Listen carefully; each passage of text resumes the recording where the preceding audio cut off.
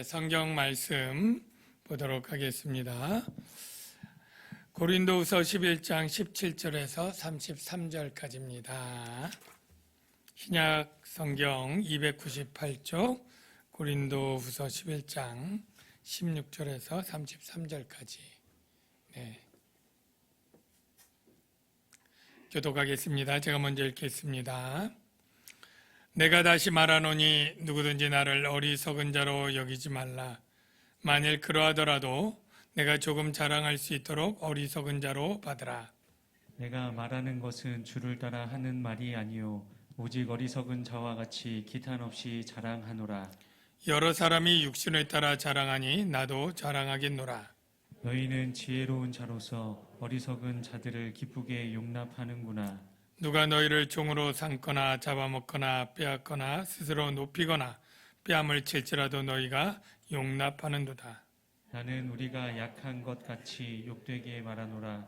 그러나 누가 무슨 일에 담대하면 어리석은 말이 남아 나도 담대하리라. 그들이 히브리인이냐 나도 그러하며 그들이 이스라엘인이냐 나도 그러하며 그들이 아브라함의 후손이냐 나도 그러하며 그들이 그리스도의 일꾼이냐 정신없는 말을 하거니와 나는 더욱 그러하도다. 내가 수고를 넘치도록 하고 옥에 갇히기도 더 많이 하고 매도 수없이 맞고 여러 번 죽을 뻔하였으니 유대인들에게 40에서 하나 감한매를 5번 맞았으며 3번 태장으로 맞고 1번 돌로 맞고 3번 파선하고 1주야를 깊은 바다에서 지냈으며 여러 번 여행하면서 강의 위험과 강도의 위험과 동족의 위험과 이방인의 위험과 신의 위험과 광야의 위험과 바다의 위험과 거짓 형제 중의 위험을 당하고 또 수고하며 애쓰고 여러 번 자지 못하고 줄이며 목마르고 여러 번 굶고 춥고 헐벗었노라. 이 외의 일은 고사하고 아직도 날마다 내 속에 눌리는 일이 있으니 곧 모든 교회를 위하여 염려하는 것이라. 누가 약하면 내가 약하지 아니하며 누가 실족하게 되면 내가 애타지 아니하더냐. 내가 부득불 자랑할진대 내가 약한 것을 자랑하리라. 주 예수의 아버지 영원히 찬송할 하나님이 내가 거짓말 아니하는 것을 아시느니라. 다메섹에서 아레다 왕의 고관이 나를 잡으려고 다메섹 성을 지켰으나 나는 광주리를 타고 들창문으로 성벽을 내려가 그 손에서 벗어났노라. 아멘. 네, 우리 좌우에 계신 분들에게 미소로 인사하겠습니다. 사랑합니다. 네, 반갑습니다. 네. 오늘 본문은 사도 바울이 대놓고 내가 자랑을 하겠다 그렇게 시작을 합니다. 사도 바울은 자랑하는 것이 어리석은 것인 줄 너무나 잘 알고 있습니다. 그런데 지금 자랑할 수밖에 없는 이유가 있는 것이죠.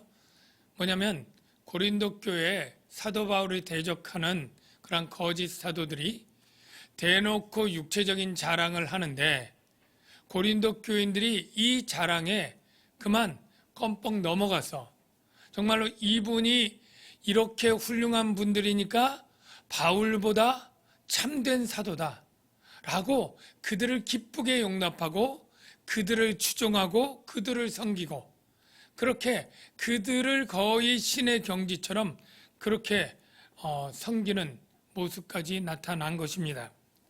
그래서 사도 바울은 자랑이 어리석다는 걸 너무나 잘 알지만 그 고린도 교인들이 이 어리석은 자랑에 끔뻑 넘어가서 그들을 따르니 그러니까 나도 주님의 뜻이 아니라 어리석은 자 같지만 나도 자랑을 하겠다. 나도 육체적인 자랑을 기탄 없이 하겠다. 그렇게 지금 하게 된 계기가 그렇게 된 겁니다. 그런데 이 고린도 교회에 있는 거짓 사도들은 이렇게 자신들의 자랑을 한 이유가 뭘까요? 이렇게 자신을 높게 여기고 마음껏 자랑하는 이유가 뭘까요? 바로 그들이 자기네들을 흠모하고 존경하고 그래서 그들을 종처럼 부리고 그들을 이용하고 그들의 재산을 갈취하고 그들을 마음껏 하대하면서 자신의 권세를 뽐내기 위한 그러한 아주 인간적인 욕망 때문이었습니다. 그걸 어떻게 할 수 있느냐면 바로 20절을 보십시오. 여기 보면 누가 너희를 종으로 삼거나 잡아먹거나 빼앗거나 스스로 높이거나 뺨을 칠지라도 너희가 용납하는구나, 이렇게 기록되어 있는데, 여기 누가 너희를 이라고 말하지만 이 누가는 바로 고린도 교회에 들어온 거짓 사도들, 바울을 대적하는 자들을 말하는 것입니다. 즉 그들은 고린도 교인들을 종으로 삼았다는 거예요. 그리고 잡거나 잡아먹거나, 이거는 빼앗거나, 이것은 그들을 이용해 먹었고 그들을 군림하고 지배하면서 그들에게 정당한 생활비 외에 더 많은 물질들을 요구하고, 그러면서도 그들을 굉장히 자기들을 높이고 그들을 낮춰서 하대하고, 심지어 뺨을 칠지라도, 물론 이것이 어떤 수사학적 표현으로 굉장히 그들을 무시하고 모욕감을 주는 행위라고도 말할 수 있지만, 실제 뺨을 칠 수도 있다, 폭력적인 그러한 굴림을 했을 수 있다, 이렇게도 봅니다. 그런 일이 어디 가능하기라도 한가요? 라고 말한다면 가능합니다. 여러분, 많이 모이는 이단 사이비 이런 사람들은요, 그 카리스마가 대단합니다. 그래서 그 앞에 마치 신처럼 여기고요, 무슨 명령을 해도 따르고요, 심지어 매마저도 거기에 우리 신이라고 붙어 있어요. 재작년에 SBS 8월쯤에 그것이 알고 싶다, 거기에 신옥주 목사 이야기가 나온 것 보신 분들 좀 있을 것 같습니다. 그 은혜력 교회를 하는 그런 목사인데, 그가 특이한 게 타작마당이라는 걸 해요. 뭐냐면 이 죄 지은 사람이 서로 모여가지고 자기 죄를 회개하도록 서로 뺨을 때리고 때리는 거예요. 마치 아이들 잘못하면 하는 것처럼. 근데 그것이 완전히 엄마가 딸을 때리고 딸이 엄마를 때리고, 이렇게 때림으로 회개가 이루어지고, 회개 후에 정결하게 된 사람만 말세의 천국과 같은 모형인 그 남태평양의 피지 섬으로 갈 수 있다. 그래가지고 무려 그걸 통과해서 간 사람이 몇 명이나 되는 줄 아십니까? 400명이 갔다 그래요. 다 재산을 팔고. 근데 거기 가서 정말 낙원처럼 잘 살았느냐? 여권을 다 빼앗고 거기에서 큰 농장들을 경영하는데 마치 임금도 잘 안 주고 노예처럼 부리는데, 여권 빼앗기니 어디 도망가지도 못하고, 이렇게 여기 있는 표현대로 정말로 갈취하고 빼앗고 하대하고 때리고 종처럼 부리는 그러한 일들이 현대에도 있는데, 이 고린도 교회도 그렇다는 거예요. 얼마 전 또 뭐 뉴스인가 어디 TV에 나왔는데, 고양시에 뭐 히읗대는 그 목사가 있고, 그 사모도 부목사고 아들도 부목사인데, 이 사모가 무슨 욕을 하고 저주하고 영시 예배인가 거기 안 나오면 뭐 매로 때리기도 하고, 뭐 옷 디너 쇼 같은 거를 5성급 호텔에서 하는데 입장료가 23만 원인데 장로들은 20장, 권사들은 10장, 평신도 몇 장씩 이렇게 강매하면서 뭐 그런 일을 하고, 뭐 아들은 성추행에 또 고소되어 있다, 뭐 이런 이야기들이 오늘날에도 있는 거예요. 오늘날에도.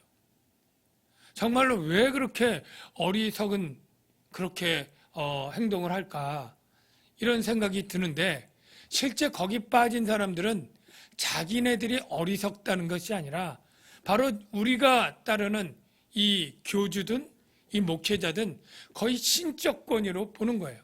소위 카리스마가 정말로 죽으라면 죽으라는 신용, 재산 내라면 재산 내고, 정말로 때리면 맞을 정도로 그렇게 종처럼 그렇게 지내는 거예요. 사도 바울이 누가 너희를 종으로 삼아도 너희가 기쁘게 용납한다. 이 한탄이 나오는 거죠. 사도 바울은 고린도 교인들을 종으로 대했습니까? 아닙니다. 오히려 사도 바울은 자신이 종의 마음을 가지고 고린도 교인들을 섬기는 태도로 대했습니다. 왜 그랬을까요? 바로 예수님이 그러셨기 때문이에요. 이 종이 된다는 것은 정말 그 주인보다 정말로 신분이 낮고 모자르고 힘이 없고 무식하고 돈이 없고 그래서 섬기는 종이 아닙니다. 우리 예수님이 우리들을 섬기러 왔을 때 지위가 낮아서 힘이 없어서 지혜가 부족하고 능력이 부족하고 뭐가 부족해서 우리를 주인으로 삼고 섬긴 것이 아니지 않습니까? 왜 그렇게 섬겼느냐면 모든 것을 가진 전능하시고 위대하신 그분이 사랑 때문에, 바로 죄인들을 구원하기 위해서 사랑 때문에 낫게 되고 우리들을 목숨을 주면서까지 최고의 섬김을 베푼 것이죠. 사도 바울이 바로 그렇게 섬기는 것입니다. 여러분, 세상 나라의 섬김과 지도자와 하나님 나라의 지도자의 제일 큰 차이가 바로 섬기는 자로 있느냐 아니냐라는 것입니다. 그것은 우리 주님 예수님이 이미 분명하게 말씀해 주셨어요. 우리 누가복음 22장 25절 이하를 볼까요? 예수님이 이르시되, 제자들에게 하는 말씀이겠죠? 이방인의 임금들은 그들을 주관하며 그 집권자들은 은인이라 칭함을 받으나 너희들 제자들은 그렇지 않을지니 정반대해야 된다는 겁니다. 너희 중에 큰 자는 젊은 자와 같고 다스리는 자는 섬기는 자와 같을지니라. 그러면서 예수님, 나는 섬기는 자로 너희 중에 있노라. 여러분, 우리가 하나님 나라에 속한 백성들이고 그리스도의 제자들이지 않습니까? 하나님이 우리를 어떤 그룹의 지도자로 세워주면 그 지도자는 바로 그 따르는 사람들을 종으로 대할 것이 아니라 내가 종의 마음을 가지고 그들을 섬기는 자로 대해야 되는 줄로 믿습니다. 이 섬김은 그 사람이 모자라서나 부족해서가 아닙니다. 더 탁월하고 더 많고 더 풍성하지만 예수님처럼 사랑 때문에 섬기는 거예요. 저는 가장 쉬운 예로 비교할 수 있는 게 부모가 어린 자녀들을 정말 어떻게 보면 표현이 양육이지만 열심히 돈 벌어서, 그리고 엄마는 열심히 그 자녀들을 먹이고 입히고 가르치고 정말로 그가 성장할 때까지 헌신적으로 섬기는 일을 하고 있는 것 아닙니까? 부족해서가 아니죠. 사랑하기 때문에 그렇게 하는 거예요. 저는 이게 우리 교회, 즉 하나님 나라의 지도자들의 모습이어야 된다고 생각합니다. 제가 여러분들을 종으로가 아니라 제가 종된 마음으로 여러분이 어떻게 하면 영적으로 어린 아이에서 장년에 이르는 데까지 자라나도록 도울까? 어떻게 하면 병들지 않고 약하지 않고 강하고 튼튼하게 성장할 수 있도록 영적인 의미겠지만 도울까? 이렇게 하는 마음을 가져야 된다고 생각하는데 여러분이 그럴 수 있도록 계속 기도해 주시기를 부탁드립니다. 뿐만 아니라 우리 교회 안에 소그룹이지만 지도자로 세운 분들이 있죠. 우리가 무슨 부가 되면 부장님이 있잖아요. 주일학교도 있고, 무슨 전도부도 있고, 구제부도 있고. 부장님들은 부원들을 섬기는 마음으로, 우리 성가대는 대장님이 있잖아요. 대장님은 대원을 섬기는 마음으로, 셀은 리더가 있잖아요. 리더는 셀원을 섬기는 마음으로, 교사는 반아이들을 섬기는 마음으로, 이렇게 되는 것이 바로 예수님이 모본을 보여주신 것이고 우리 지도자들이 어떻게 그 사람들을 대해야 되는지를 가르쳐 준 것이라고 믿습니다. 그러면서 이제 나도 육체 자랑을 하겠다라고 하는데요. 바로 그 육체 자랑을 하는 이유 또한 바로 고린도 교인들 중에 미혹에 빠진 자들을 구원하기 위한 사랑이 동기였습니다. 왜? 그들의 낮은 수준이 육체적 자랑하는 사람에게 빠져서 그 사람들이 참된 사도요 그리스도의 일꾼이라고 빠져 있으니 나도 참 부끄럽지만 그렇게 자랑을 해보겠다라고 시작을 하는데요. 먼저 21절을 여러분 주목해서 보면 21절에 국어긴 국어지만 도무지 이해하기 어려운 국어가 있습니다. 나는 우리가 약한 것 같이 욕되게 말하노라 이 말인데요. 문맥을 읽어보면서 계속 이 말이 무슨 말인지 앞뒤 문맥에 맞지가 않는 거예요. 그래서 이거를 원문과 영어와 또 다른 성경을 보니까 지금 개역개정 성경은 충분히 이해하기 어렵게 되어 있고요. 새번역이나 현대인의 성경 공동 번역은 쉽게 번역되어 있습니다. 어떻게 되어 있느냐면 20절과 연관된 말인데요. 누가 너희를 종으로 삼거나 잡아먹거나 빼앗거나 스스로 높이거나 뺨을 칠지라도 너희가 용납하는구나. 그리고 21절 부끄럽게도 터놓고 말하지만 우린 너무 약해서 그렇게까지는 하지 못하였습니다. 이게 그 번역에 맞는 거예요. 즉 대적자들은 너희를 종으로 삼지만 그들은 너무나 강하고 힘이 세서 너희를 종으로 삼지만 우린 너무나 약해서 너희를 종으로 삼지는 못했습니다. 이 말이에요. 그러니까 이건 어떻게 보면 반어법이고 그 대적자들이 교만하고 그 교만한 자를 알아보지 못하고 따르는 너희들 그리고 우리는 약해서 그렇게 못했다고 하는 그러한 그들의 폭력적 행위를 비난하는 그런 풍자의 표현이다라고 여러분이 이해하시기를 바랍니다. 그리고 누가 무슨 일에 담대하면 어리석은 말이나마 나도 담대하리라. 그러니까 이것은 대적자들의 자랑거리에 대해서 자신도 자랑하는 건데요. 22절에 그 대적자들이 자랑한 것은 바로 혈통적 자랑이었습니다. 그들이 히브리인이냐? 나도 그러하다. 그들이 이스라엘인이냐? 나도 그러하다. 그들이 아브라함의 후손이냐? 나도 그러하다.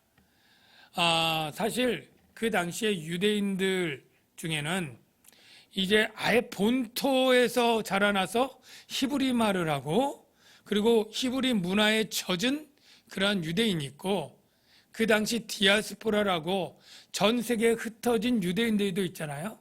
그들은 헬라어를 더 잘하고 히브리 문화에 떨어져 있죠.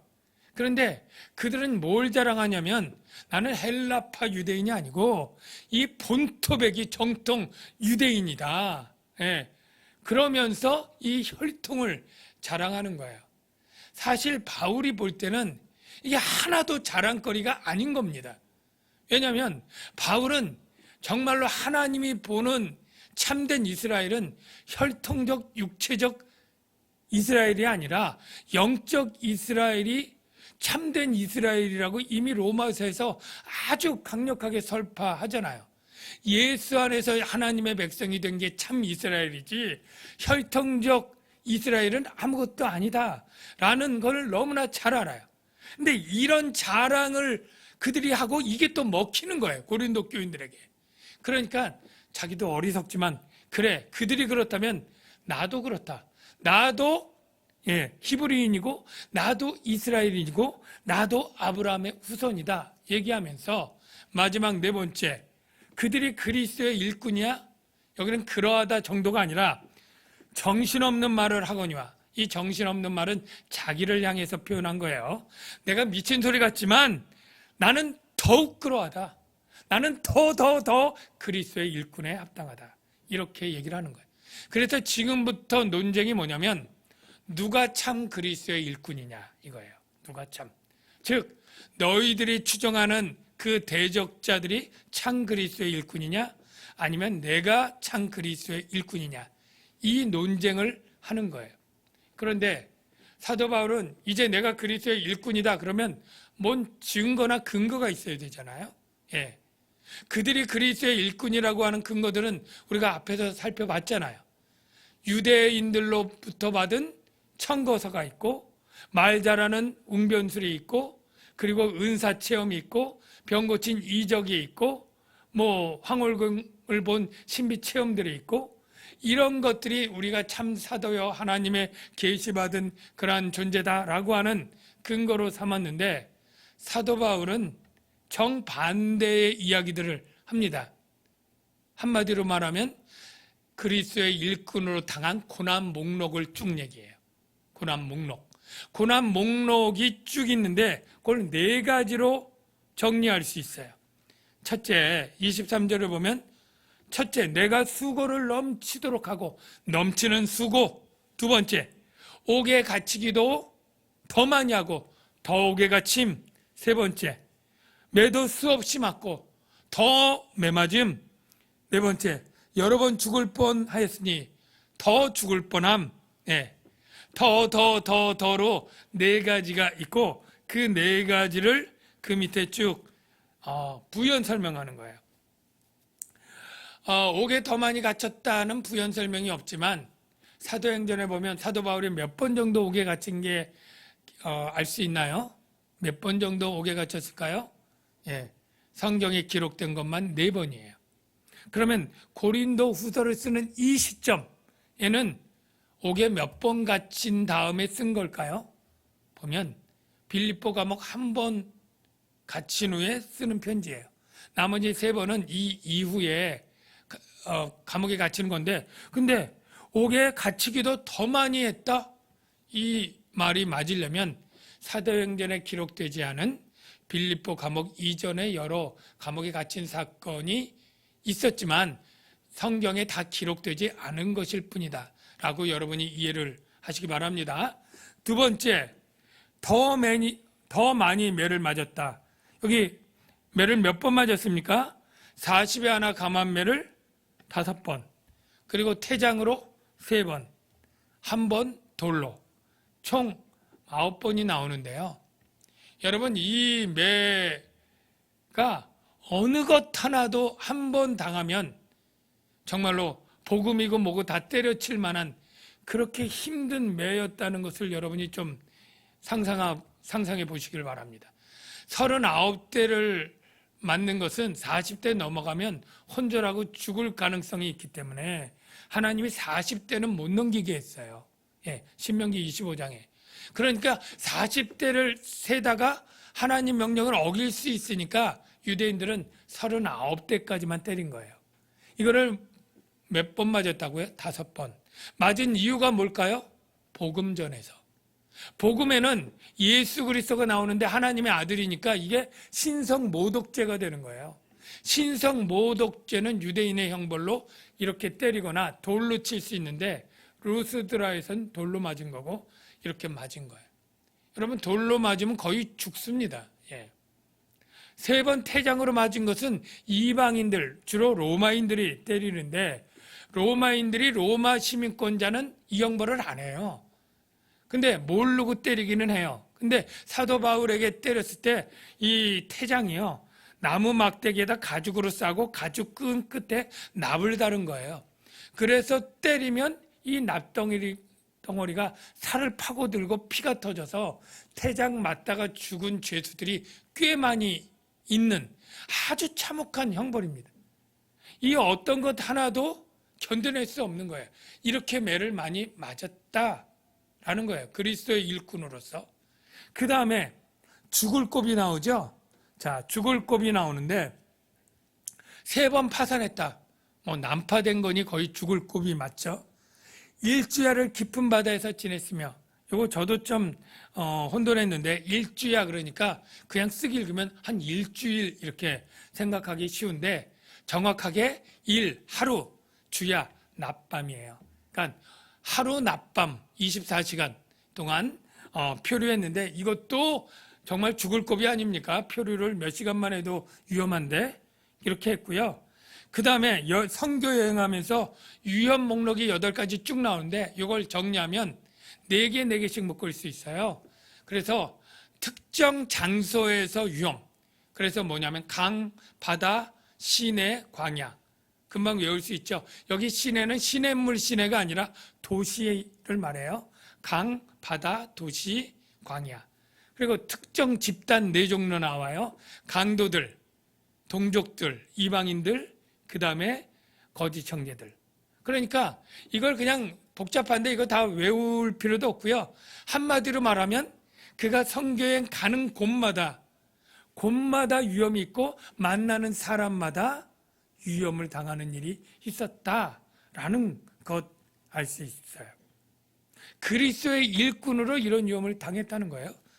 그리고 이제 4번째로 수고하고 애쓰며 여러 번 자지 못하고 줄이며 목마르고 여러 번 굶고 춥고 헐벗었노라. 자, 사도 바울이 왜 자지 못했을까요?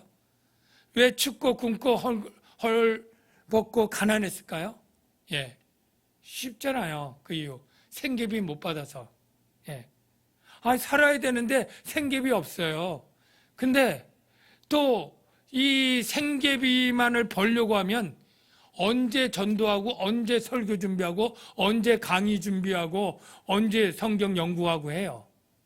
그러니까 사도 바울은 생계비와 전도비와 목회비 이걸 다 벌어야 되니까 이 생계비가 쪼들려도 밤에는 설교 준비하고 성경 연구하고 그렇게 준비하고 그러니까 밤낮 자지 못하고 노동을 해도 춥고 목마르고 배고프고 헐벗고 이렇게 사는 거죠. 그런데 사도 바울이 가장 고통스러운 것은 이런 육체적인 고통뿐이 아니라 심리적인 내면적인 고통이 있는데 그게 뭐라고요? 28절 한번 봅시다. 자, 이 외의 일은 고사하고 아직도 날마다 내 속에 눌리는 일이 있으니 곧 모든 교회를 위하여 염려하는 것이라. 누가 약하면 내가 약하지 아니하며 누가 실족하게 되면 내가 애타지 아니하더냐. 그러니까 사도 바울은 선교를 시작했던 한 10몇 년 됐겠죠. 그때부터 지금까지 많은 교회를 전도하고 세웠잖아요. 그런데 늘 그 모든 교회 성도들을 염두에 두는데 늘 어떤 성도가 약해졌다. 병들었다는 게 아니라 믿음이 약해지고 신앙이 희미해지고 뒤처지고 또는 실족했다. 믿음에서 떠나서 죄에 거하더라. 이런 것 때문에 잠깐 괴로워한 게 아니라 날마다 언제까지요? 지금까지 계속 눌리는 고통 가운데 있다는 거예요. 예. 그러면서 말하기를 이거죠. 자, 그 고린도 교회 대적들 그 사도들이 그리스도의 일꾼이라고 하는 증거는 나는 되지 않지만 내가 그리스도의 일꾼으로 이렇게 고난들을 당했는데 자, 누가 더 그리스도의 일꾼으로 합당할 것 같냐라고 묻는 것이죠. 물론 사도 바울은 그들을 종처럼 부리고 그들에게 어떤 성공적이고 안락하고 그런 편안한 목회를 하는 그들을 더 참된 사도라고 인정하면 어쩔 수 없겠지만 아는 거죠. 믿는 거죠. 이렇게 그 모든 것들을 포기하면서 너희들을 위해서 수많은 고난을 겪어낸 내가 참된 그리스도의 일꾼이다 라고 주장하는 것입니다. 여러분, 그리스도의 일꾼의 특징은 뭐여야 될까요? 그리스도의 일꾼의 특징? 바로 일꾼은 일을 시킨 주인의 명령에 순종하는 거잖아요. 예. 바로 그리스도의 일꾼으로 합당하다면 주인 대신 예수 그리스도가 시킨 일에 충성하는 게 참된 일꾼의 표지 아닙니까? 근데 예수님이 일꾼으로 시킨 일이 뭔가요? 일은 뭘 시켰어요? 바로 내 이름을 증거해라, 복음을 증거해라, 이것 아니에요? 그러니까 사도 바울이 이 복음을 증거할 때 많은 고난들을 감내하면서도 이 일에 충성한 것입니다. 그게 내가 바로 그리스도의 일꾼에 합당한 자격이라고 말하는 것이에요. 여러분 생각해 보십시오. 사도 바울이라고 편한 삶이 싫었겠습니까? 사도 바울이라고 매 맞는 것을 즐겁겠습니까? 옥에 갇힐 때 룰루랄라 즐거워했겠어요? 춥고 배고프고 굶주릴 때 신나했겠습니까? 그런 거 다 원치 않았겠죠. 그런데도 왜 그것들을 그렇게 많이 감당합니까? 바로 그리스도의 일꾼으로 충성하기 위해서. 바로 그 고난들을 싫지만 고난들을 감내해야만 그리스도의 일꾼으로 충성할 수 있고 전할 수 있으니까 감내한 것입니다. 여러분, 예수님이 사도 바울 처음 부를 때 장면 생각나요?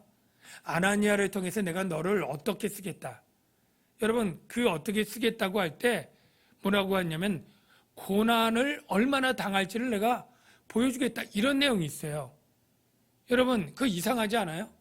내가 복음을 내가 너를 전하게 하는 이방인 임금들에게 내가 택하해서 내가 너를 보내겠다. 내가 복음 전할 때 고난들은 내가 다 제해주겠다.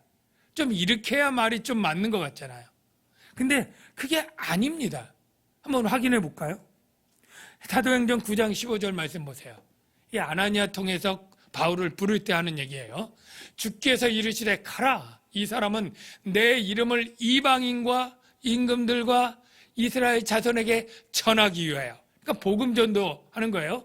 택한 나의 그릇이다. 이렇게 얘기한 다음에 그가 내 이름을 위하여 얼마나 고난을 받아야 할 것을 내가 그에게 보이리라. 얼마나 많은 고난이 있더라도 내가 다 제해줄 것이다가 아니라 그에게 보여주겠다. 그러니까 주님의 뜻 안엔 고난이 있는 거예요. 함께 할 수밖에 없다는 거예요. 사도 바울이 이 말씀을 아니까 내가 그리스도의 일꾼으로 충성하기 위해서는 고난을 피할 것이 아니라 내가 매 맞은 다음에 나 때려쳐 이거 못하겠어. 이렇게 힘들게 어떻게 내가 목숨 걸고 할 수 있어. 할 그러한 일들이 너무나 많았지만 복음을 위해서 그리스도의 일꾼이 충성되기 위해서 고난을 감내하고 한 것이다 라고 말하는 거예요. 사랑하는 성도 여러분, 그리스도의 일꾼은 어떤 사람이어야 될까요? 오늘날 한국에도 훌륭한 주의 종들이 많고 목사님들이 많아요. 물론 그 목사님들은 꼭 정말 고생 안 하고 성공적으로 그냥 탄탄대로를 걷고 큰 대형 교회를 이루면서 크게 편안하게 하는 목사님들도 물론 계셔요. 근데 그렇다고 해서 다 그리스도의 일꾼이 아니다라고 말하는 것은 너무나 위험하고 그것은 잘못입니다. 그런데 이렇게는 말할 수 있죠. 참된 그리스도의 일꾼은 주님께 충성하기 위해서 앞에 가로막히고 다가서는 많은 고난들을 피하지 않고 감내하는 자여야 된다. 하나님의 뜻이 있어서 고난이 없다면 누리고 가겠지만 보통 하나님의 복음을 정말로 전하려면 각각 다르지만 다른 종류의 고난들이 있는데 그 고난들을 피하지 않고 그 고난들을 정면으로 뚫고 나가면서 인내하고 감내하면서 복음을 전하는 일을 감당하는 사람, 그게 바로 그리스도의 참된 일꾼이라는 거죠. 저에게도 적용할 수 있고요. 여러분에게도 적용할 수 있겠죠. 여러분, 예수 믿는 사람들은 다 예수 그리스도의 사역자로 부르심을 같이 받습니다. 물론 그 일의 종류가 다 다르지만 여러분이 어떤 일을 할 때 그리스도의 일꾼으로서 고난과 어려움이 있을 거예요. 충성된 그리스도의 일꾼은 내가 얼마나 많은 성과를 냈느냐, 얼마나 성공적으로 결과물을 만들어냈느냐로 판단하지 않아요. 하나님이 다 5달란트를 요구하지 않아요.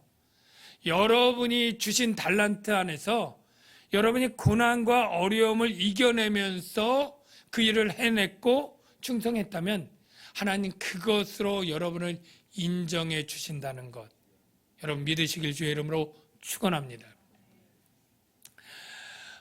사도 바울이 이렇게 고난 목록을 대면서 그 고난을 감당한 게 내가 그리스도의 일꾼이라고 하는 그런 증거다. 이렇게 얘기를 한 다음에 내가 참 나의 창피하고 부끄러운 걸 하나 간증하겠다. 내가 약한 것을 자랑하겠다 하면서 하나의 간증을 합니다. 그 간증은 사도 바울이 초창기에 이제 복음 전하러 갔을 때 다메섹에 갔는데 이 다메섹에서 복음 전하다가 이게 잘못돼서 이 아레다 왕의 고관들이 바울을 체포해서 죽이려고 해요. 여기 본문의 32절에 보면 다메섹에서 아레다 왕의 고관이 나를 잡으려고 그냥 체포만 되어 있지만 사도행전에 보면 죽이려고 하는 단어가 들어가 있습니다. 그러니까 사도 바울은 목숨을 내거는 위기에 처한 거죠. 그때 사도 바울이 어떻게 했느냐, 그냥 더욱더 순교하려면 순교해라, 나를 잡으려면 잡아라 이러면서 그냥 복음을 전한 게 아니라 두려움과 공포에 질려서 그때 그 광주리를 타고 들창문으로 성벽을 내려갔다. 이 성벽마다 조그만 그런 들창문이 있는데 여기는 사람이 다닐 수 없는 길입니다. 뭐 음식물 버리거나 뭐 하거나 이런 정도의 일도 하는데 쉽게 말하면 오늘날 개구멍 같은 거예요. 거기 지나간 건 정말 부끄러운 일 아니에요? 자기가 목숨을 부지하기 위해서 비겁한 겁쟁이처럼 글로 도망갔다. 이 부끄러운 과거를 고백을 하는 거예요. 제가 처음에 이걸 보면서 목숨이 위험한데 이 개구멍이면 어떠냐. 도망가서 일단 살아야지. 그런 조금 이해가 되는 생각을 했습니다. 그런데 이게 사도 바울이 굉장히 수치스럽게 여기는 과거인 거예요. 그래서 왜 그런가 보니까 그 당시 헬레니즘 문화에서 가장 크게 여기는 덕목 중에 하나가 용기입니다. 용기. 예. 사도 바울은 비겁한 행동이죠. 이 용기가 가장 중요한 덕목이라 가장 영예스러운 그러한 사람에게 주는 관이 있습니다. 그 영광의 관이라고 하는 라틴어를 코로나 무랄리스예요. 코로나 19랑은 다른 거예요. 예, 코로나 무랄리스인데 이게 영광의 관인데 이 관을 누구에게 주느냐 하면 그 당시에 전쟁이 일어나면 적의 성이 있잖아요. 이 성을 정복하려면 어떻게 돼요? 어떻게든 성을 넘어가야 되잖아요. 그래서 성을 넘어가려면 그 앞에 사다리 놓고 뭐 올라가는데 올라가는 사람들은 대부분 목숨을 걸고 올라가요. 왜냐면 가장 잘 죽어요. 위에서 화살 쏘고 돌 던지고 뜨거운 물 붓고 사다리 밀어뜨리고, 예, 영화 같은 데서 많이 나오잖아요. 그러니까 거기는 무서워서 잘 못 가는데 가장 용기 있게 그것을 뚫고 올라가 처음에 성에 딱 올라간 사람, 이 사람을 바로 코로나 무랄리스 라고 부르고 이 관을 주는 거예요. 무랄 크라운이라고 하는데 이게 우리말로 번역하면 성벽관이에요. 성벽관. 성벽이 그려진 관이에요. 이 성벽관이 어떻게 생겼는지 궁금하죠? 그때 여신상이 성벽관을 쓰고 있는 사진이 있어요. 한번 볼게요. 이 TK 여신이라고 하는데 저 머리에 뭘 쓰고 있잖아요. 저걸 확대해서 볼게요. 자, 어떻게 생겼어요? 성벽처럼 생겼죠? 바로 이게 무랄 크라운이에요.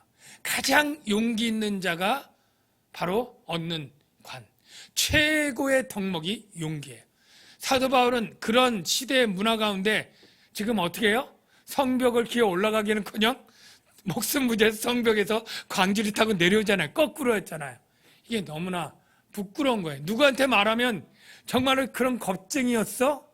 이런 부끄러운 과거예요. 대적자들에게 알리고 싶지 않은 과거예요. 그런데 나는 이 부끄러운 과거를 자랑 삼아 지금 공개하겠다 얘기하는 거예요. 왜요? 바로 네 약함을 왜 공개할까요? 바로 이 약함이 바로 주님의 강함을 드러내기 때문에. 자, 왜 그런지, 왜 그렇게 드러나게 되는지를 봅시다. 나는 이렇게 비겁하고 겁 많고 하는 사람이었어요. 그래서 매맞음과 감옥에 갇힘과 죽음의 고비가 너무 두려운 약한 사람이에요. 그런데 내가 지금은 이 수많은 죽음의 사선들을 넘어가면서 복음을 전하고 있어요. 그 힘이 어디서 오는 걸까요? 바로 강한 주님에게서 오는 거예요. 그래서 나의 약함을 드러낼수록 이 일을 감당하는 주님의 강함이 드러나게 되고 주님이 영광이 되기 때문인 거죠. 제가 여러 번 얘기했지만 저도 참 신학을 하려고 한 게 아니라 대학교 졸업하고 정말 백수로 지내면서 할 게 없었어요. 교수에게 취직하려고 추천서 받으러 갔더니 정말로 한심하게 우리 과 졸업생 중에 너만 할 일이 없다. 진학도 못하고 군대도 안 가고 그렇게 지냈던 시절이 있어요. 열등감 때문에. 정말로 늘 할 일 없는 백수처럼 기할 때 정말 쓸모없는 그런 삶을 살았죠. 그러다가 이제 주님을 만나고 내가 다시 신앙을 회복하고 교회를 갔는데 그 교회도 참 좋은 교회가 지금 보면 아니었어요. 여기 나오는 것처럼 신비 체험을 강조하고 환상하고 날마다 방언 통역하고 이러한 이상한 교회이기도 했고요. 또 다른 교회는 뭐 귀신론해서 귀신 쫓고 뭐 이렇게 하는 쪽으로도 갔어요. 제가 이런 과거를 간증하면 저를 사랑하는 목사님들이 그런 얘기 하지 말라고. 그거 했다가 나중에 약점 잡힌다고. 교회에서 목회하려고 하는데 목사님이 그렇게 뭐 이상한데 잘못한데 그런 어떤 수치스러운 그런 경험들이 그게 마이너스라고 하지 말라고. 이렇게 권면을 해줬어요. 제가 그것도 일리 있고 나를 사랑해서 하는 거다. 근데 제가 이 사도 바울이 보면 사실 이거 약점이고 부끄러운 일이잖아요. 그런데 이런 바울을 이렇게 헌신된 투사처럼 만든 하나님의 강함을 자랑하는 거예요. 저도 똑같다고 생각해요. 하나님이 제게 함께하지 않았으면 저는 한심한 인생 살다가 끝날 수도 있고요. 이상한 교회에 따라다니면서 이상한 신앙생활로 나갔을 수도 있어요.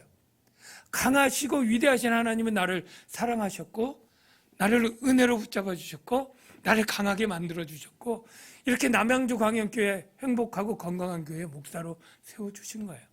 내가 아니고 누구요? 하나님. 여러분 우리가 기도할 때 어떻게 기도합니까? 하나님 내가 너무 약하니까 강하게 만들어 주십시오. 내가 가난하니까 부자가 되게 해주시고 내가 모자르니까 충만하게 채워주셔서 내가 하나님을 영광 돌릴 수 있는 자가 되게 해주십시오. 그래서 이렇게 기도합니다. 물론 이런 기도도 맞아요. 이렇게 기도할 필요 있어요. 그런데 뒤집을 수도 있어요.